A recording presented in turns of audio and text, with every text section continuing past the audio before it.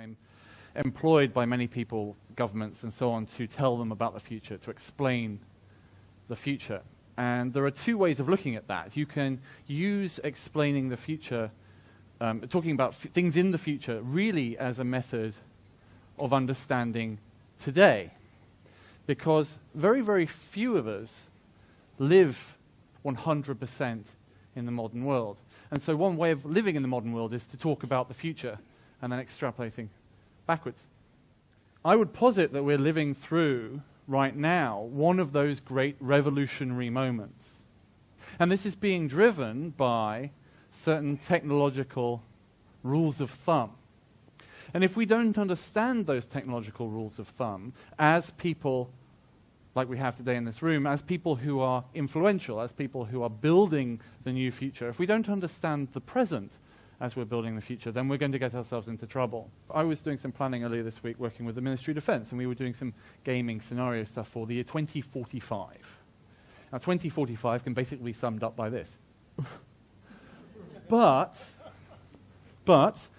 we know, even if, assuming Moore's law is correct, then the computing power that you have in your pocket in 2045 will be 4.32 billion times as powerful as the computing power you have in your pocket today.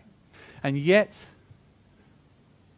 businesses, military, government are having to plan, anybody who today might be considering having a child, is having to plan for a future where we will be surrounded by technology which we cannot imagine. And this is for the first time in human existence.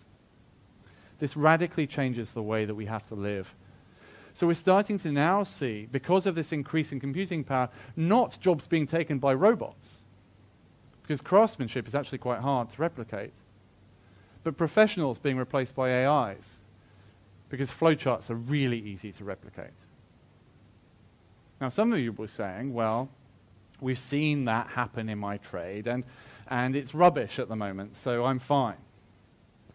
But the other issue that you have is that if you can see a technology today and it's not very good, it's going to destroy you in about a decade's time.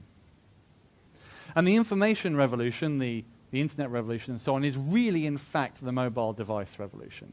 And the reason it's a mobile device revolution is because these have started to touch us at a very, very special place. Because we've been using these devices for such a long time, we have learnt certain mental habits which have changed the way that we are. In fact, these devices are so intimate that they have become, to all intents and purposes, a slightly slower version of your memory. It's a laggy part of your brain. We have to understand the playing field that we find ourselves on. We have to understand the fundamental forces that are driving society forward. These weird fundamental forces are the fact that every time you get a phone, it's out of date. Every time you buy a laptop, it's out of date. And for those of us who understand it, or who learn to understand it, it's our responsibility to then go out to other people, to go to our friends, to go to our colleagues, to go to our relatives, and specifically to go to our politicians and our elected officials and tell them about these changes to the way that we have to think